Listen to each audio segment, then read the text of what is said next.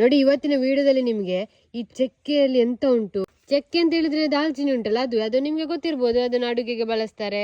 ಹಾಗೆ ನಿಮ್ಗೆ ಎಲ್ಲ ಯಾವ್ದೆಲ್ಲ ಅಡುಗೆಗೆ ಬಳಸ್ತಾರೆ ಮತ್ತೆ ಯಾವುದು ಬಿರಿಯಾನಿಗೆ ಅದೆಲ್ಲ ನಿಮ್ಗೆ ಗೊತ್ತಿರ್ಬೋದು. ಹಾಗೆ ಇದರಲ್ಲಿ ಕೆಲವೊಂದು ವಿಷಯ ನಿಮ್ಗೆ ಹೇಳಿಕುಂಟು. ನೋಡಿ ಈ ಚಕ್ಕೆ ನಿಮ್ಗೆ ತೋರಿಸ್ತೇನೆ ಎಂತ ಉಂಟು ಅಂತ ಹೇಳಿ. ನೋಡಿ ಮಣ್ಣು ನೋಡಿ ಎಷ್ಟು ಧೂಳು ಉಂಟು ಗೊತ್ತುಂಟು, ಇದರಲ್ಲಿ ಕಪ್ಪೆ ಆಗೋಯ್ತು.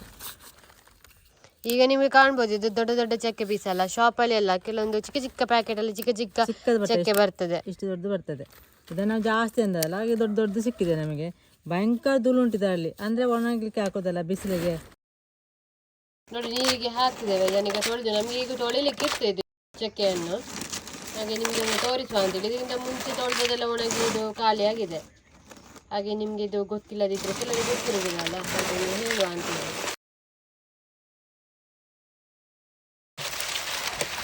ಹೀಗೆ ತೊಳಿಬೇಕು ನೋಡಿ, ಚಂದ ಮಾಡಿ ಮೆಲ್ಲ ತೊಳಿಬೇಕು. ಇದು ಕೈಯೆಲ್ಲ ತಾಗ್ತದೆ, ಇದು ಇದಲ್ಲ ಮರದ ಸಿಪ್ಪೆ ಅಲ್ಲ.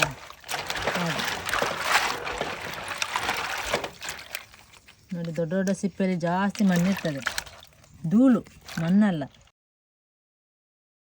ನೋಡಿ ಧೂಳು ನೋಡಿ, ನೀರೇ ಒಂದು ಥರ ಆಯ್ತು ನೋಡಿ, ಎಷ್ಟು ಚಂದ ಆಯ್ತು ನೀರು. ಈಗ ನೋಡಿ ಇದು ಜಾಸ್ತಿ ಕ್ವಾಂಟಿಟಿಯಲ್ಲಿ ಉಂಟಲ್ಲ ಇದು ಚಕ್ಕೆ, ಹಾಗೆ ಇಷ್ಟು ಧೂಳು. ಚಿಕ್ಕ ಚಕ್ಕೆ ಇದ್ರು ಅದರಲ್ಲೂ ಕೂಡ ಧೂಳು ಇದ್ದೇ ಇರ್ತದೆ ಸ್ವಲ್ಪ ಆದ್ರೂ. ಹಾಗೆ ನೀವು ಚಕ್ಕೆಯನ್ನು ಉಪಯೋಗಿಸುವಾಗ ತೊಳೆದೇ ಉಪಯೋಗಿಸಿ.